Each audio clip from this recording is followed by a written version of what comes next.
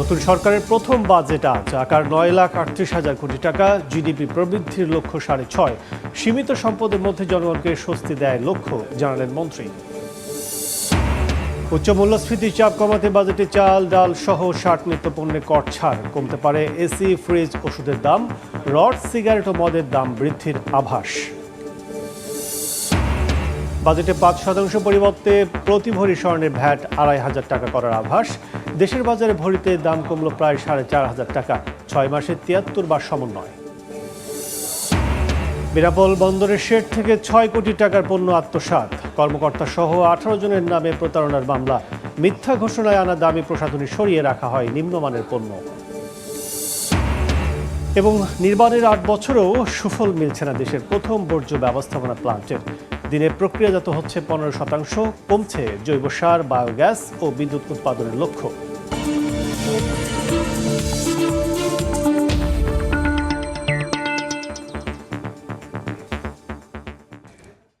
দেখছেন শিরোনাম। আমন্ত্রণ জানাচ্ছি দেশ ও দেশের বাইরের অর্থ বাণিজ্যের নানা খবর নিয়ে আমাদের নিয়মিত আয়োজন এ সময়ের বাণিজ্যে। আপনাদের সঙ্গে আছি আমি কাজল আব্দুল্লাহ।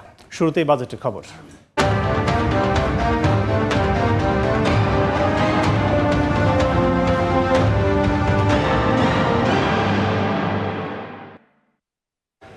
নতুন সরকারের প্রথম বাজেট আজ 2026-27 প্রস্তাবিত বাজেটে উপস্থাপন করতে সংসদ ভবনে পৌঁছেছেন অর্থমন্ত্রী আমির খসরু মাহমুদ চৌধুরী।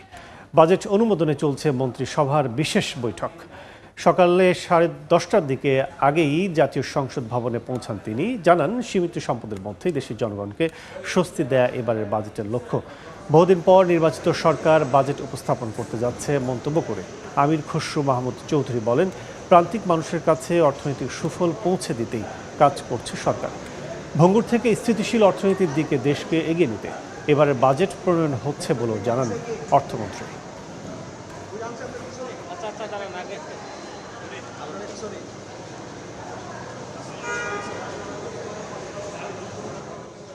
এই বাজেট স্বাভাবিকভাবে জনগণের প্রত্যাশা অনেক বেশি এবং আমরা চেষ্টা করেছি সীমিত সম্পদের মধ্যে থেকেও বাংলাদেশের প্রতিটি জনগণকে মাথায় রেখে এই বাজেট দেওয়ার চেষ্টা করেছি। এবং সবচেয়ে বেশি আমরা শুরু করেছি কাজটা একেবারে হতদরিদ্র যারা পিছিয়ে পড়া লোক আছে তাদেরকে মাথায় রেখে এবং ক্রমান্বয়ে সকলের জন্য সকল গোষ্ঠীকে মাথায় রেখে সকলে যাতে এই অর্থনীতিতে অংশগ্রহণ করতে পারে, অর্থনীতির সুফল পায়, সেটা মাথায় রেখে বাজেট করেছে। এই মুহূর্তে সংসদ ভবনে আছেন সহকর্মী সানমির রুপল এবং শুভ খান। সরাসরি যাচ্ছি প্রথমে রুপলের কাছে।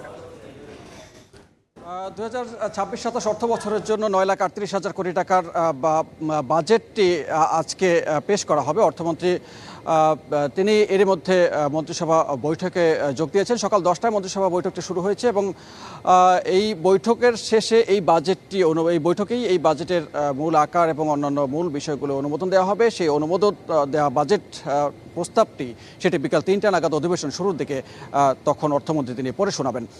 এবারের বাজেটটি দেশের ইতিহাসের 55তম বাজেট এবং 786 কোটি টাকার 1972 সালে সেই বাজেট এখন 9,38,000 কোটি টাকা। এই বাজেটের যে রাজস্ব আহরণ করা হবে 6,90,000 কোটি টাকা, তারপরেও 2,43,000 কোটি টাকার মতো ঘাটতি থেকে যাবে এবং এই ঘাটতি মেটাতে সরকার দেশি এবং বিদেশি উৎস থেকে ঋণ থেকে এই ঘাটতি মেটানোর জন্য পরিকল্পনা করছে। 3 লাখ কোটি টাকার মতো বার্ষিক উন্নয়ন কর্মসূচি আছে এবং নানান রকমের খাতভিত্তিক বরাদ্দ যেমন থাকছে তেমনি জনবান্ধব বাজেটের কথা বলে গেছেন একটু আগে অর্থমন্ত্রী এবং তিনি সেই চেষ্টাটি করেছেন। আমরা শুধুমাত্র এই বাজেটের এর মধ্যে যে সম্ভাব্য তথ্যগুলো পেয়েছি সেই তথ্য নিয়ে আমরা আলোচনা করব। আমাদের সঙ্গে আছেন আমার আরেক সহকর্মী শুভ খান। শুভ, আমি একটু জানতে চাই যে এই যে বড় অঙ্কের বাজেটটি দিচ্ছে, এই বাজেটটিতে কি থাকছে মোটা দাগে এবং মানুষের জন্য আসলে কোন জনবান্ধব বাজেটের কথা বলছেন অর্থমন্ত্রী? কি জনবান্ধব জিনিস আপনি দেখছেন? রুপুল, আপনাকে ধন্যবাদ। আপনি জানেন যে অর্থমন্ত্রী বলেছেন যে এটা জনবান্ধব, জনগণের কথা চিন্তা করে এই বাজেটটি পেশ করতে যাচ্ছেন। সেখানে আমি একটু টেলিকম খাতের কথা যদি একটু বলি শুরুতেই, কারণ এখানে প্রচুর মানুষজন এটার সাথে সংশ্লিষ্ট আছেন। আপনি জানেন যে 15 বছরের মধ্যে এই প্রথমবারের মতো টেলিকম সেবায় আসলে করের চাপ কমানো হচ্ছে। আপনি জানেন যে সিম কার্ড সেবায় আসলে 300 টাকা সুনির্দিষ্ট কর ছিল। বর্তমানে বাংলাদেশে 18 কোটি 80 লাখের বেশি সিম কার্ডধারী রয়েছেন এবং মোবাইল অপারেটররা মাসে 50 লাখ সিম কার্ড বিক্রি করে থাকেন এবং এই সিম কার্ডের উপর যে সুনির্দিষ্ট কর 300 টাকা ছিল সেটি কিন্তু প্রত্যাহার করা হচ্ছে এবং এই 300 টাকা সিম কার্ড প্রত্যাহার করার ফলে কিন্তু সরকার 1200 কোটি টাকা রাজস্ব হারাবে।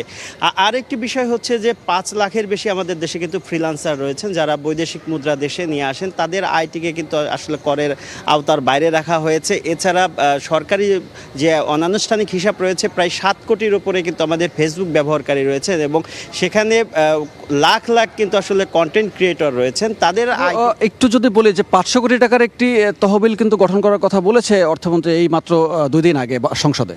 হ্যাঁ, এটা হচ্ছে আসলে স্টার্ট আপ তহবিল। এখানে যারা তরুণ উদ্যোক্তা, নারী উদ্যোক্তা যারা আছেন তাদের জন্য আসলে এই তহবিল বরাদ্দ রাখা হয়েছে। এছাড়া আপনি জানেন যে বাংলাদেশ ব্যাংকের পক্ষ থেকেও কিন্তু একটি তহবিল রয়েছে যেখানে আসলে বিনা জামানতে 10 লাখ টাকা পর্যন্ত আসলে ঋণের ব্যবস্থা আসলে রয়েছে। এছাড়া আরও একটি যদি বলি যে বিশেষ করে হচ্ছে যে ইন্টারনেট এবং কল রেটের উপরে যে একটি প্রভাব সেটিও কিন্তু পড়তে পারে, কেননা যে মোবাইল অপারেটরদের যে আসলে রেভিনিউ শেয়ারিং রয়েছে সেখানে প্রায় 20% মতো উৎসে কর রয়েছে, সেই উৎসে কর কিন্তু সরকার সম্পূর্ণরূপে আসলে প্রত্যাহার করে নিচ্ছে। এর ফলে আসলে অবকাঠামো বা মোবাইল অপারেটরদের উপর চাপ সেটি কিন্তু কমবে এবং মোবাইল অপারেটর বলছে এটা কিন্তু আসলে সাধারণ মানুষ ইন্টারনেট এবং কল যে সেবা আছে সেটার উপর একটা বড় ধরনের একটা প্রভাব পড়বে, ইতিবাচক প্রভাব পড়বে। ধন্যবাদ শুভ আপনাকে। শুভ বেশ কিছু তথ্য দিলেন। আমি আর একটি তথ্য দিয়ে জানিয়ে দিতে চাই, সেটি হচ্ছে শুধুমাত্র এই মোবাইল সিম কার্ড অথবা তরুণ উদ্যোক্তাদের জন্য নয়, এই বাজেটে সুবিধা চাচ্ছে সরকার যে ফ্যামিলি কার্ড, কৃষি কার্ড সহ আরও যেসব নতুন নতুন সুবিধা সেগুলো সামাজিক নিরাপত্তা খাতে যোগ হচ্ছে এবং এখান থেকে প্রায় 1.5 লাখ কোটি টাকার মতো এই সামাজিক নিরাপত্তা খাতে এবার ব্যয় করা হবে।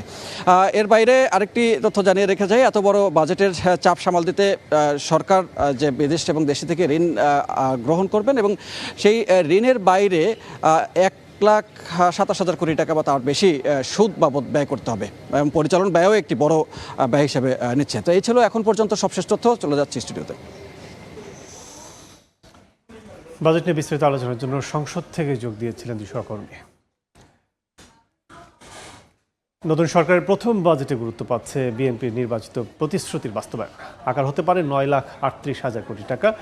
জিডিপির প্রবৃদ্ধির লক্ষ্যমাত্রা 6.5 আর মূল্যস্ফীতিকে 7.5% আটকে রাখার প্রস্তাব দিতে পারেন অর্থমন্ত্রী। বাজেটে মোট রাজস্ব আয়ের লক্ষ্য 6,95,000 কোটি টাকা। এর মধ্যে ঘাটতি বাজেট 2,43,000 কোটি টাকা। এরর সিফাতের রিপোর্টে বিস্তারিত। দীর্ঘ 2 দশক পর রাষ্ট্র ক্ষমতায় এসে চলতি মেয়াদের প্রথম জাতীয় বাজেট দিতে যাচ্ছে বিএনপি সরকার, যেখানে বিশেষ গুরুত্ব পাচ্ছে বিএনপির নির্বাচনী ইশতেহার বাস্তবায়ন। অর্থ মন্ত্রণালয়ের সূত্র বলছে 2026-27 অর্থ বছরের জন্য বাজেটের সম্ভাব্য আকার 9,38,000 কোটি টাকা। চলতি 2025-26 অর্থ বছরের তুলনায় যা 1,48,000 কোটি টাকা বেশি। আগামী অর্থ বছরে মোট দেশজ উৎপাদন বা জিডিপির আকার 68,31,633 কোটি টাকা হবে বলে ধরা হচ্ছে, যেখানে প্রবৃদ্ধির লক্ষ্যমাত্রা 6.5%। তবে জনগণকে স্বস্তি দেওয়ার চেষ্টার প্রতিফলন ঘটিয়ে মূল্যস্ফীতির হার হতে পারে 7.5%। এবারের বাজেটে বিশেষ বিবেচনায় রয়েছে আন্তর্জাতিক ঋণদাতা সংস্থাগুলোর শর্ত ও প্রত্যাশা। তাই জনগণকে স্বস্তি দেওয়ার পাশাপাশি উন্নয়ন সহযোগীদের সন্তুষ্ট রাখার উপর চাপ মোকাবেলা করতে হবে বাজেটে। নতুন সরকারের ক্ষমতা গ্রহণের পরেই সামাজিক নিরাপত্তা কর্মসূচি খাতকে সম্প্রসারণ করার পদক্ষেপ নেওয়া হয় নতুন বাজেটে, যা আরও সুবিন্যস্ত করা হবে। বাজেটে মোট রাজস্ব আদায়ের লক্ষ্যমাত্রা 6,95,000 কোটি টাকা। এর মধ্যে এনবিআর থেকে 6,04,000 কোটি টাকা, এনবিআর বহির্ভূত কর 25,000 কোটি টাকা আর এনটিআর থেকে আসবে 66,000 কোটি টাকা। আগামী বাজেটে সুদ পরিশোধ হতে পারে 1,27,500 কোটি টাকা। এর মধ্যে অভ্যন্তরীণ 1,05,000 কোটি টাকা আর বৈদেশিক ঋণের সুদ 22,500 কোটি টাকা। এদিকে বার্ষিক উন্নয়ন কর্মসূচি বাস্তবায়নে ব্যয়ের লক্ষ্য নির্ধারণ করা হয়েছে 3 লাখ কোটি টাকা। 2 দশক পর আবার রাষ্ট্র ক্ষমতায় এসে প্রথমবারের মতো বাজেট দিতে যাচ্ছে বিএনপি সরকার। তাই কেবল আয় ব্যয়ের হিসাব নয়, এটি হতে যাচ্ছে প্রতিশ্রুতি ও প্রত্যাশার এক নতুন খতিয়ান। প্রস্তাবিত বাজেট কতটা স্বস্তিদায়ক হবে আর কতটা গতি আনবে দেশের অর্থনীতিতে, তা দেখার অপেক্ষায় সাধারণ মানুষ। ইয়ানুর শিফাত, সময় সংবাদ, ঢাকা।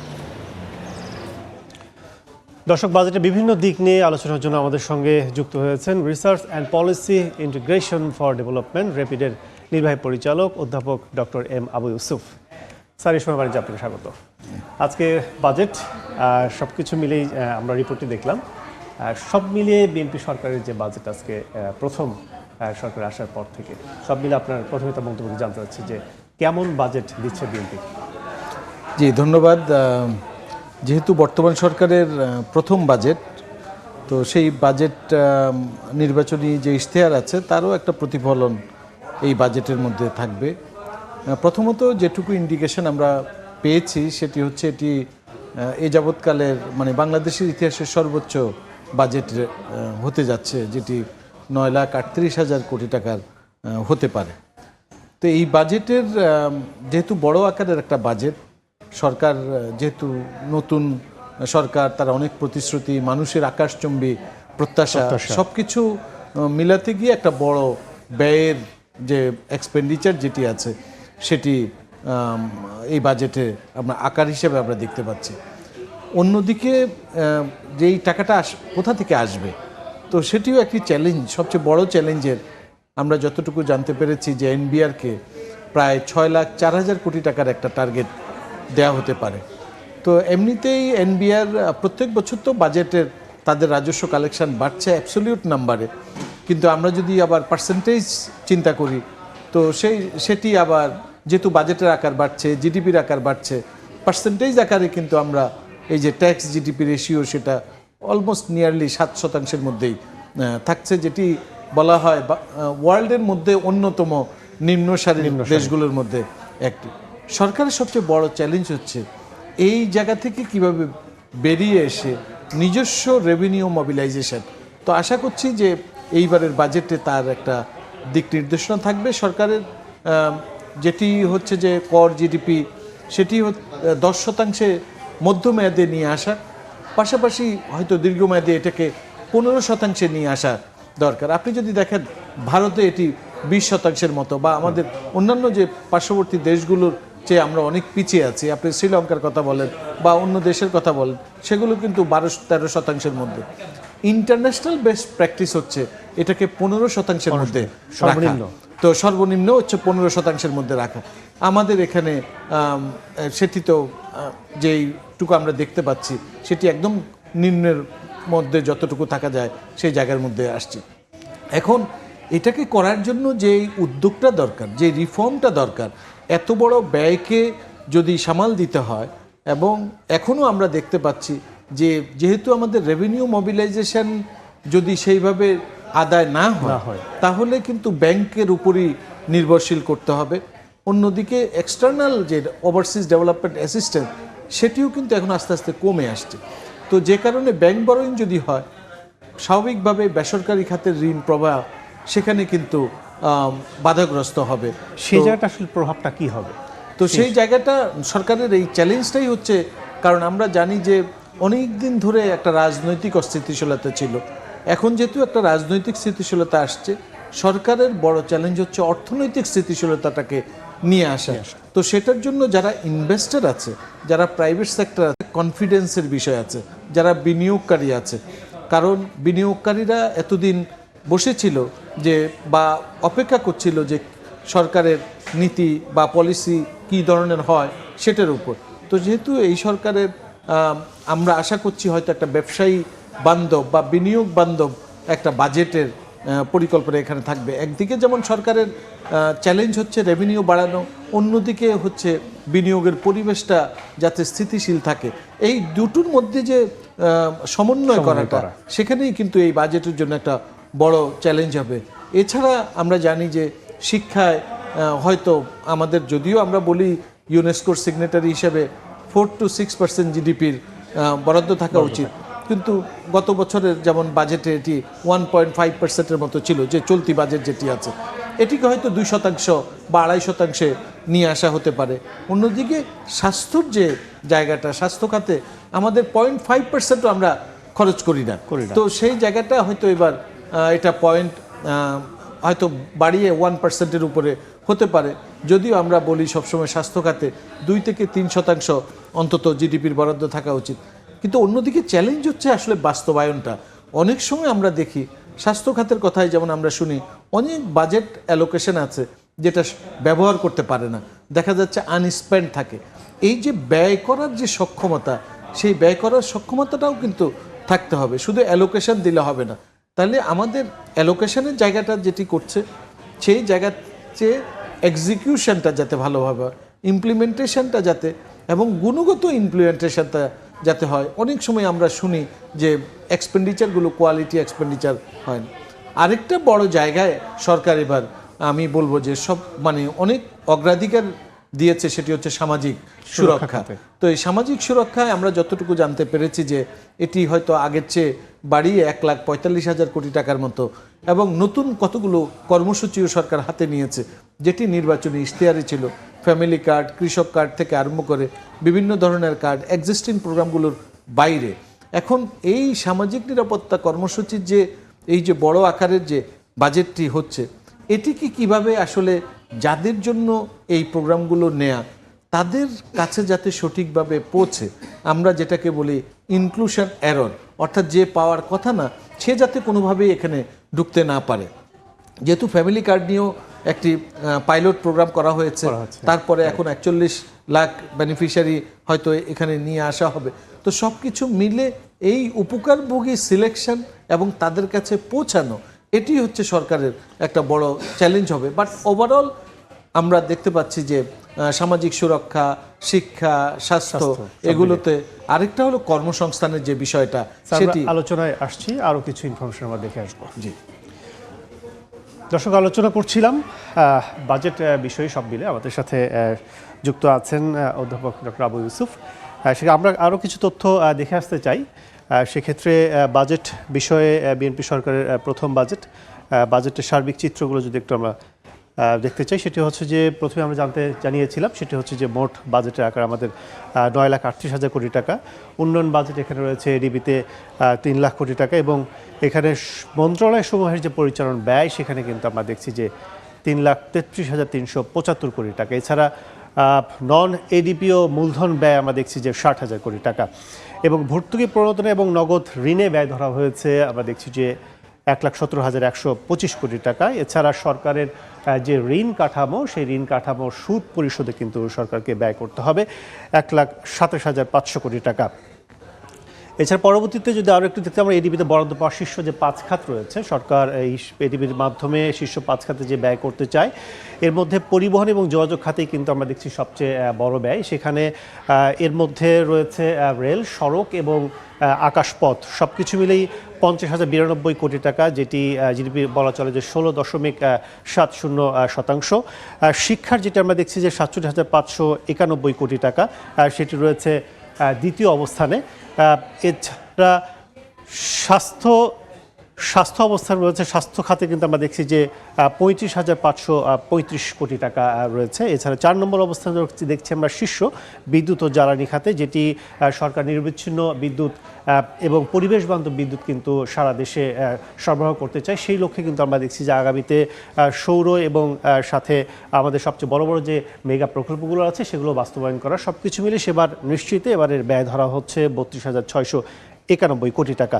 এছাড়া গৃহায়ন ব্যয়, গৃহায়নে সরকার সকল মানুষের গৃহ নির্মাণ অর্থাৎ বাসস্থান নির্মাণ কিংবা নিশ্চিত করা যেটি বলি, সেই জন্য কিন্তু 20,361 কোটি টাকা এখানে ব্যয় করতে চায়। তো সব মিলে 5টি যে শীর্ষ খাত এডিবি, সেটি জানানোর চেষ্টা করলাম আমরা এখন পর্যন্ত তথ্য পাওয়া অনুযায়ী। এডিবিতে বরাদ্দ শীর্ষ 6 বিভাগ কিংবা মন্ত্রণালয় যেসব ব্যয় হতে পারে, এর মধ্যে কিন্তু আমরা দেখছি যে স্থানীয় সরকার বিভাগে 11.25%, যেটি টাকার অঙ্কে যদি আমরা বলি 33,73,73,510, এবং সড়ক পরিবহন ও মহাসড়কে আমরা দেখছি যে সব মিলে 33,74,136 টাকা। এছাড়া স্বাস্থ্য বিভাগে আমরা দেখছি যে 8.94%। এছাড়া পরবর্তীতে দেখছি আমরা মাধ্যমিক উচ্চ শিক্ষা বিভাগ, প্রাথমিক গণশিক্ষা এবং বিজ্ঞান ও প্রযুক্তি বিভাগে রয়েছে। এর মধ্যে রাজস্ব আদায়ে বড় একটি যোগান নিশ্চিত করতে হবে সরকারকে। সেক্ষেত্রে আয়ের যেহেতু বড় একটি উৎস রাজস্ব খাতে সরকারের চিন্তা আমরা দেখছি যে লক্ষ্যমাত্রা কিন্তু 2026-27 অর্থাৎ আসন্ন অর্থ বছরে 6,95,000 কোটি টাকা আয় করতে হবে সর্বমোট এ খাত থেকে। এছাড়া এনবিআর কিন্তু এনবিআর খাত থেকে এর মধ্যে রয়েছে 6,04,000 কোটি টাকা। আমরা পরবর্তীতে একটু জানাতে চাই বাজেট করমুক্ত আয় সীমার মধ্যে কিন্তু রয়েছে সবকিছু মিলে 2026-27 অর্থ বছরে সাধারণ করদাতার ক্ষেত্রে এটি আয়কর মুক্ত সীমা আমরা দেখছি 3,75,000 টাকা, যেটি ছিল কিন্তু চলতি অর্থ বছরের 3.5 লাখ, অর্থাৎ 25,000 টাকা কিন্তু বাড়ানো হয়েছে এবছর আসন্ন বছরে। মহিলা 65 বছর তদুর্ধ্ব বয়সীদের জন্য 4,25,000 টাকা কিন্তু করা হবে।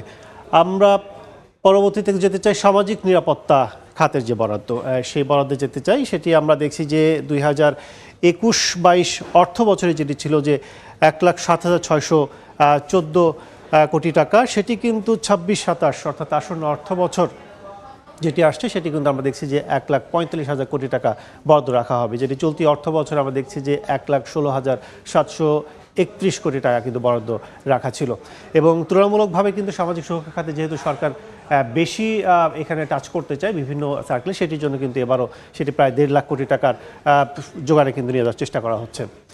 সব মিলে বলা চলে যে সরকারের যে রাজস্ব আয় ব্যয় সব কিছু মিলে কিন্তু সরকার এই বাজেটকে তাদের প্রথম যেহেতু বাজেট, এই বাজেটকে তারা যতটা জনসম্পৃক্ততায় নিয়ে আসতে পারে। স্যার, আমরা আলোচনা করছিলাম বেশ কিছু ইনফরমেশন নিয়ে, সেক্ষেত্রে যদি একটু সামাজিক সুরক্ষা খাতে আমরা আরেকটু আলোচনা করি, সেটা হচ্ছে যে সরকার যেভাবে বিভিন্ন খাতগুলো টাচ করতে চায় সেটি আসলে কতটা ইফেক্টিভ কি মনে করছেন? জি, আসলে এর সফলতা ডিপেন্ড করবে হচ্ছে বাস্তবায়নের উপর, যেটি অ্যাপারেন্টলি দেখা যাচ্ছে যে সামাজিক সুরক্ষায় সরকার অত্যন্ত গুরুত্ব সহকারে এটিকে দিচ্ছে, যেহেতু দীর্ঘদিন ধরেই জনগণের একটা প্রত্যাশা আছে। পাশাপাশি যেহেতু মূল্যস্ফীতির একটা চাপ অনেক দিন থেকে আসছে, তো সেটিকে আমি মনে করি যে যারা একটু সীমিত আয়ের মানুষ তাদেরকে স্বস্তি দেওয়ার জন্য এই বাজেটে সামাজিক সুরক্ষা খাতকে অগ্রাধিকার দেওয়া হয়েছে। এখন এর সফলতা ডিপেন্ড করবে হচ্ছে এর বাস্তবায়ন, অর্থাৎ এই যে 1,45,000 কোটি টাকা যাদের জন্য যেই খাতে দেয়া হচ্ছে তারা যাতে ঠিকমতো পায়, সেখানে যাতে ইনক্লুশন এরর যেটি আমরা সবসময় বলে থাকি সেটি যাতে না হয়, অর্থাৎ যে পাওয়ার কথা না সেই জায়গাটা খুব ভালো করে আসলে মাঠ পর্যায়ে তদারকি করতে হবে। যদিও আমি জানি যে সমাজ কল্যাণ মন্ত্রণালয় তারা কিন্তু কাজ করছে, এর আগে যখন পাইলট হয়েছে তারা অনেক যাচাই বাছাই করে, আপনারা জানেন যে এখন একটা PMT স্কোর করা হয়, সেই স্কোরের ভিত্তিতে দেখা যাচ্ছে যে প্রক্সিমিক্স টেস্ট যেটাকে আমরা বলি, সেখানে একদম যারা নিচের সীমার মধ্যে আছে তাদেরকেই আসলে এখানে টার্গেট করা হয়। এর বাইরেও কিন্তু যাচাই বাছাই করা হচ্ছে, কিন্তু এটি যাতে নিয়মিত করা হয়, অর্থাৎ একটা আছে যে verification at the ground level, সেটা সার্ভাইভাল ভেরিফিকেশন হতে পারে, সেটা যাতে বিভিন্ন সময় অ্যাডজাস্টমেন্ট করা যায়, প্রত্যেক বছর যাতে মাঠ পর্যায়ে এটি যাতে থাকে, সেটির উপরেই আসলে সামাজিক যে নিরাপত্তা কর্মসূচির বাট ওভারঅল যেহেতু ফ্যামিলি কার্ড একটা নারীর ক্ষমতায়নের প্রাথমিক পদক্ষেপ হিসেবে আমি মনে করি এটি একটি ভালোভাবে কাজ করবে। কিন্তু আমরা আলোচনা আবারও ফিরবো। আমরা ভোক্তা পর্যায়ে যে পণ্যের দামগুলো কমেছে কিংবা বেড়েছে সেটি একটু দেখে আসতে চাই। ভোক্তার উপর উচ্চ মূল্যস্ফীতির চাপ কমাতে বাজেটে চাল ডাল সহ 60টি নিত্যপণ্যে কর ছাড় দিতে যাচ্ছে সরকার। শুল্ক প্রত্যাহার হচ্ছে ক্যান্সার সহ 68 ধরনের ওষুধ তৈরির কাঁচামাল আমদানিতেও। দেশে ফ্রিজ এসি উৎপাদনেও ভ্যাটের হার নামছে অর্ধেকে। উৎসে কর হ্রাসের প্রস্তাবে কমবে স্বর্ণের দাম। বিপরীতে রড, সিগারেট ও মদের দাম বৃদ্ধির প্রস্তাব আসছে নতুন বাজেটে। নিত্যপণ্যের বাজারে উচ্চ মূল্যের উত্তাপে ভোক্তার পকেট আর সামর্থ্য যেন আইসিইউতে। চালের বাড়তি দাম তো আছেই, মাছ মাংসে হাত দেয় দায় নিম্নবিত্ত অনেকের। মূল্যস্ফীতি 9.42% ঘরে, যা গত 16 মাসের মধ্যে সর্বোচ্চ। তবে সরকারের ভাবনাতেও প্রাধান্য পাচ্ছে সাধারণ মানুষের জীবনমান। এবারের বাজেটে তাই চাল, গম, আলু, পেঁয়াজ ও ভোজ্য তেল সহ 60টি নিত্যপণ্যের উৎসে কর 1% থেকে নামছে 0.5%। প্রত্যাহার করা হচ্ছে নিয়ন্ত্রণমূলক শুল্ক। কৃষি উৎপাদন বাড়াতে সার ও কীটনাশকে 7.5% ভ্যাট ও কর প্রত্যাহার হচ্ছে। সংসার শুরুর পরিকল্পনা করছেন, এই বাজেট আপনাকে কিছুটা স্বস্তি দিতে পারে। দেশে এসি, ফ্রিজের উৎপাদন পর্যায়ে ভ্যাট 15% থেকে 7.6% নামছে। এছাড়া ওয়াশিং মেশিন, গিজার, ব্লেন্ডার, জুসারের বিদ্যমান কর সুবিধার মেয়াদও বাড়ছে। তীব্র গরমে লোডশেডিংয়ের ভোগান্তি এড়াতে বাসায় লাগাতে পারেন সোলার সিস্টেম, কারণ সৌরবিদ্যুতের যন্ত্রপাতি ও উপকরণ আমদানিতে 2031 সাল পর্যন্ত কর অব্যাহতির সুবর্ণ সুযোগও মিলছে। সংসার তো আছেই, সন্তান দিবেন ভাবছেন, সেখানেও আছে স্বস্তির খবর। শিশু খাদ্য তৈরির কাঁচামালের ওপর বিদ্যমান আমদানি শুল্ক 15% থেকে কমিয়ে 10% করা হচ্ছে। শারীরিক সক্ষমতা বাড়াতে নিয়মিত খেতে পারেন খেজুর, কারণ আমদানিতে বিদ্যমান 5% নিয়ন্ত্রণমূলক শুল্ক প্রত্যাহারের প্রস্তাব আসছে। স্ত্রীকে খুশি করতে পারেন স্বর্ণ দিয়ে। বাজেটে স্বর্ণ ও স্বর্ণালংকার সরবরাহে 5% উৎসে কর কমিয়ে মাত্র 0.5% করা হচ্ছে।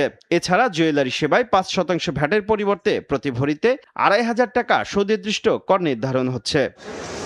কমবে সাজগোজের খরচও। প্রতি কেজি লিপস্টিক আমদানিতে শুল্কায়ন মূল্য 40 থেকে কমিয়ে $30 নির্ধারণ করা হচ্ছে। প্রতি KG lotion, face cream, face wash আমদানিতে শুল্কায়ন মূল্য $10 থেকে কমিয়ে $7 নির্ধারণ করা হচ্ছে।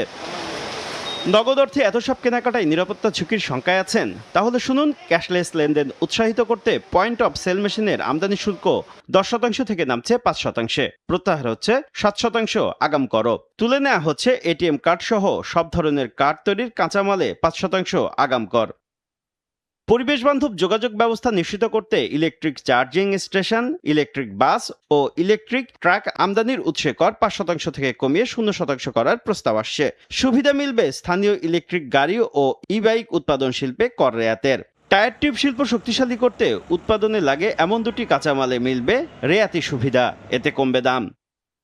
স্বাস্থ্যসেবাও নজরের বাইরে নয়। ওষুধ উৎপাদনে ব্যবহৃত 51টি কাঁচামাল আমদানির সম্পূরক শুল্ক প্রত্যাহার এবং ক্যান্সারের ওষুধ তৈরির 9টি কাঁচামালে কর রেয়াতি সুবিধা দেওয়া হচ্ছে। প্রত্যাহার হচ্ছে কিডনি ডায়ালাইসিস ফিল্টার আমদানির ওপর থাকা 5% আগাম কর। এতে প্রতি ডায়ালাইসিসে খরচ কমবে প্রায় 800 টাকা। হার্টের রিং এবং চোখের লেন্সের ওপর থাকা 10% ভ্যাটও সম্পূর্ণ প্রত্যাহার হচ্ছে।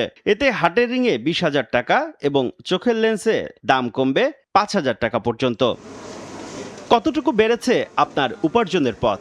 তবে করমুক্ত আয়সীমা ঠিকই বাড়িয়েছে সরকার। সব ধরনের ফ্রিল্যান্সিং এর আয়ে কর অব্যাহতি এবং করমুক্ত থাকবে কন্টেন্ট ক্রিয়েশন থেকে আয়। Computer, printer, portable data processing machine, flash memory ও মনিটর আমদানির অগ্রিম কর 5% থেকে কমিয়ে 2% করা হচ্ছে।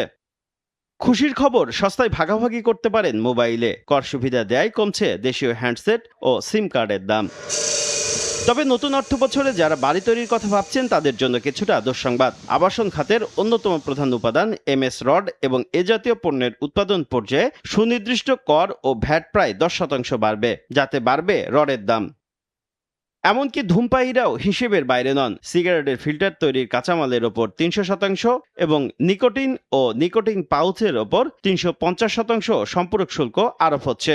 উচ্চ স্তরের 10 শলাকার সিগারেটের প্যাকেটের দাম 185 টাকা থেকে বাড়িয়ে 210 টাকা করা হচ্ছে। বিদেশ থেকে আমদানি করা উচ্চ মূল্যের হিমায়িত মাছে নতুন করে 15% ভ্যাট আরোপ করা হচ্ছে। দেশীয় চাষিদের সুরক্ষায় কাজু বাদাম আমদানিতে শুল্ক হার 5% থেকে 1 লাফে বাড়িয়ে 25% করা হচ্ছে। শুভ খান, সময় সংবাদ, ঢাকা। আমরা আবারও আলোচনায় ফিরছি।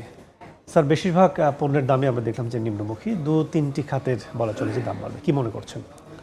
না, ওভারঅল যেটি দেখে মনে হচ্ছে যে খাদ্য সামগ্রী যেগুলো নিত্য প্রয়োজনীয় একদম, কৃষি যন্ত্রপাতি থেকে আরম্ভ করে কিছু স্বাস্থ্য যে ইকুইপমেন্ট, হেলথ ইকুইপমেন্ট যেগুলো আছে সেগুলোর প্রতি এবং কম্পিউটার সামগ্রী সেগুলোর প্রতিও কিন্তু দাম কমতে পারে বলে জানা গেছে। এখন আসলে অনেক সময় হয় কি, সরকার হয়তো বিভিন্ন শুল্ক হার সমন্বয় করে, কিন্তু বাস্তবায়নটা যদি ঠিকমতো মনিটর না করা হয় তখন এক ধরনের ব্যবসায়ীরা কিন্তু বাংলাদেশে তো বোঝেন, একবার দাম বেড়ে গেলে সেই দাম কমাটা অনেক কঠিন হয়ে যায়। এই যে সরকার যে ঘোষণাগুলো দিচ্ছে তার বাস্তবায়ন যাতে হয় এবং যেই জনগণের জন্য এই সুবিধাগুলো দিতে যাচ্ছে ওই জনগণ যাতে তার সুবিধাটা পায় সেটি আসলে নিশ্চিত করতে হবে। অর্থাৎ তদারকিটা খুব জোরালোভাবে করতে হবে, যাতে সরকারের যে নীতি সহায়তা বা যে সাপোর্টগুলো আছে তার যাতে সঠিক বাস্তবায়ন হয়। আমরা আলোচনায় ফিরবো, আবার ছোট্ট একটা বিরতি যাচ্ছে। আমরা আলোচনা করছি বাজেট নিয়ে। আমাদের সাথে আছেন অধ্যাপক ডক্টর ইউসুফ। আমরা আলোচনা আবার ফিরবো। আমরা আবারও ফিরছি আলোচনায়। স্যার, আলোচনা করছিলাম বিভিন্ন খাতের নিয়ে। সবচেয়ে বড় চ্যালেঞ্জের জায়গা যে আয়ের উৎসটি, সেটি আসলে সরকার কীভাবে নিশ্চিত করবে, কি মনে করেন? আসলে আয় যদি বাড়াতে হয় তাহলে কর ব্যবস্থাকে ঢেলে সাজাতে হবে। সেখানে যে রিফর্মটা দরকার সেই রিফর্মটা করতে হবে, এবং রিফর্ম কিন্তু অটোমেটিক হবে না। রিফর্মের জন্যও কিন্তু আপনাকে বিনিয়োগ করতে হবে। আপনি যদি এন্ড টু এন্ড অটোমেশন করতে হয় প্রত্যেকটা জায়গায়, সেটা আপনি ইনকাম ট্যাক্স বলেন, কাস্টমস বলেন, অথবা ভ্যাটের জায়গায় বলেন, তো সেটি এন্ড টু এন্ড অটোমেশনের জন্য যে রিফর্মটা, সেই রিফর্মের জন্যও কিন্তু আপনাকে বাজেটে বরাদ্দ রাখতে হবে। তা আমি জানি না সেরকম রিফর্মের জন্য বাজেটে কি পরিমাণ বরাদ্দ আছে, কারণ আমরা অটোমেশন তো আর এমনি হবে না। তো এই জায়গাটা আমি মনে করি সবচেয়ে বড় চ্যালেঞ্জ হচ্ছে করের বিস্তৃতি বাড়ানো। যারা করের বাইরে আছে, নেটের বাইরে আছে, নতুন করদাতা, তাদেরকে আইডেন্টিফাই করে তাদেরকে কর জালের মধ্যে নিয়ে আসা। আর ভ্যাটের যে জায়গাটা, এটা কিন্তু যে আমরা অনেক দিন থেকে বলে আসছি যে ইলেকট্রনিক ফিসক্যাল ডিভাইস, তো এটি সরকারও বলছে এখন আপনি যদি এই যে ক্যাশলেস ট্রানজ্যাকশন যদি না করেন, আপনি দেখেন ভারতের দিকে যদি আপনি তাকান, তাদের কিন্তু এখন এই যে ডিরেক্ট ট্যাক্সের শেয়ার 48%-এর মতো, তারা এটি করেছে কিন্তু ক্যাশলেস ট্রানজ্যাকশন, মানে একদম আপনি ছোট একটা দোকানে গেলেও দেখবেন কিউআর কোড দিয়ে আপনি সেখানে ট্রানজ্যাকশন করতে পারতেছেন। ক্যাশকে তারা খুব নিরুৎসাহিত করতেছে। সেই লেসনটা কিন্তু আমরা নিয়ে যত বেশি আমরা এই ক্যাশলেস ট্রানজ্যাকশনের দিকে যেতে পারবো, তত বেশি কিন্তু সরকারের আয়ের অনেক বড় সুযোগ থাকবে। স্যার অনেক ধন্যবাদ আমাদের সাথে আলোচনা করতে হয়। দেখছেন এ সময় বাণিজ্য।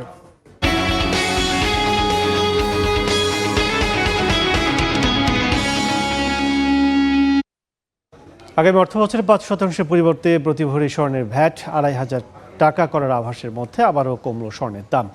ভরিতে 4,432 টাকা কমিয়ে 22 ক্যারেটের স্বর্ণের দাম 2,18,350 টাকা নির্ধারণ করেছে বাংলাদেশ জুয়েলার্স অ্যাসোসিয়েশন বাজুস।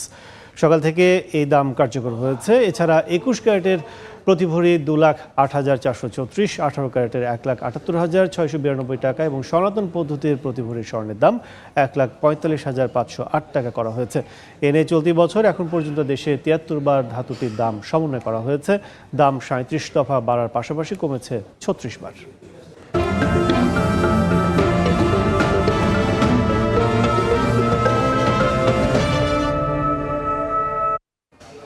দেশের প্রথম বর্জ্য ব্যবস্থাপনা প্লান্ট নির্মাণের 8 বছর পেরিয়ে গেলেও মিলছে না শতভাগ সুফল।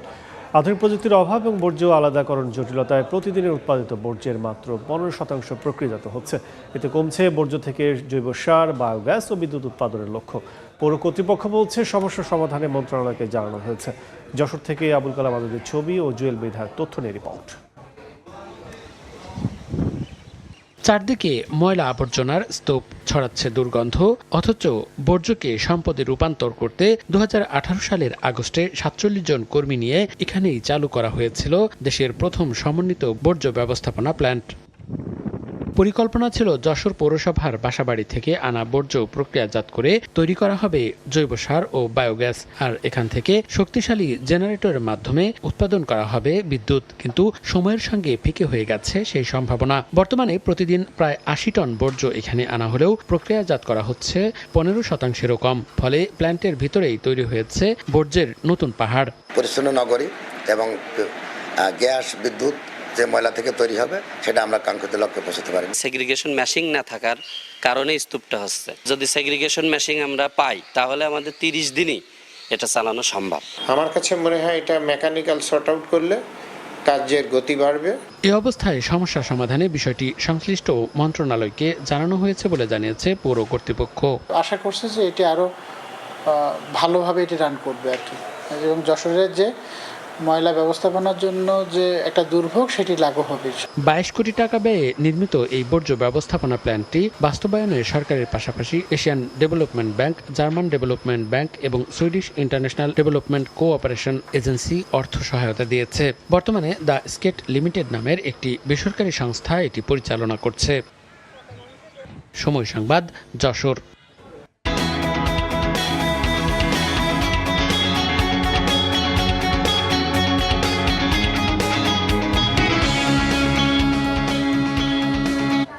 বেনাপোল স্থলবন্দরের শেড থেকে 6 কোটি টাকার পণ্য আত্মসাতের অভিযোগে কর্মকর্তা সহ 18 জনের নামে মামলা করেছে কাস্টমস। এই মুহূর্তে বন্দরে আছেন সহকর্মী আজিজুল হক, সরাসরি যাচ্ছে তার কাছে। মিথ্যা ঘোষণা দিয়ে ভারত থেকে আমদানি করা পণ্য বেনাপোল বন্দর থেকে পাচারের সহযোগিতা করে কাস্টমস। এ ধরনের অভিযোগ আগে বেশ শোনা বর্তমানে কিন্তু একই অভিযোগ বেড়েছে বন্দর কর্তৃপক্ষের বিরুদ্ধে। গতকাল বেনাপোল বন্দরের 37 নম্বর পণ্যঘাট থেকে মিথ্যা ঘোষণা দিয়ে আমদানি করা 6 কোটি টাকার মূল্যের প্রসাধনী সামগ্রী পাচারের অভিযোগে বন্দর কর্তৃপক্ষ, সিএনডেফ এবং ট্রান্সপোর্ট সহ সংশ্লিষ্ট 11 জনের নাম উল্লেখ করে বেনাপোল পোর্ট থানায় মামলা দায়ের করেছে কাস্টম কর্তৃপক্ষ। বেনাপোল বন্দর পরিচালক শামীম হোসেন বিষয়টি আমাকে নিশ্চিত করে জানান যে ইতিমধ্যে কাস্টমসের কাছ থেকে অভিযোগ পেয়ে তিনি একটি নিরপেক্ষ তদন্ত টিম গঠন করেছেন এবং বন্দরের সিসি ক্যামেরা দেখে এটি শনাক্ত করার চেষ্টা করা হচ্ছে যে কারা এর সাথে জড়িত, এবং এর সাথে বন্দর, কাস্টম সহ যেই প্রতিষ্ঠান জড়িত থাকে না কেন বন্দরের পক্ষ থেকে কিন্তু আরেকটা মামলা দায়ের করা হবে।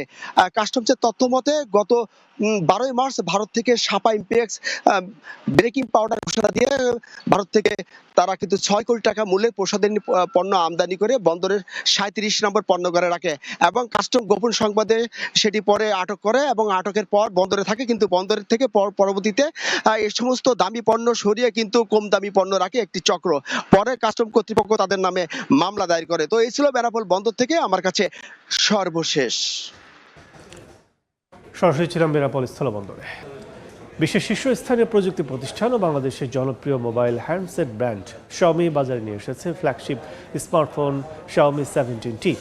বুধবার এক জমকালো আয়োজনের মধ্য দিয়ে প্রফেশনাল গ্রেডের লাইকা ইমেজিং টেকনোলজির সমন্বয়ে তৈরি এই ডিভাইসটি দ্য মোমেন্ট বিয়ন্ড সাইট থিমে উন্মোচন করা হয়।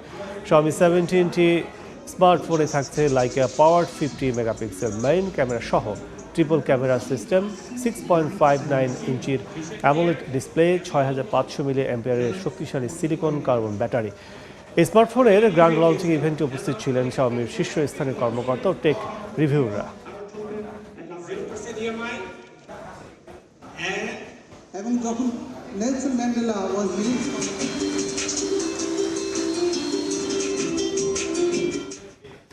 এই ছিল এই সময় বাণিজ্যে। এরপর দুপুর 12টার সময় সংবাদের সঙ্গে থাকবেন জিন্না তারা যশোয়া। কাজল, আপনাকে ধন্যবাদ। দুপুর 12টার সময় সংবাদ নিয়ে আসছি কিছুক্ষণ পর, সঙ্গেই থাকুন সময়।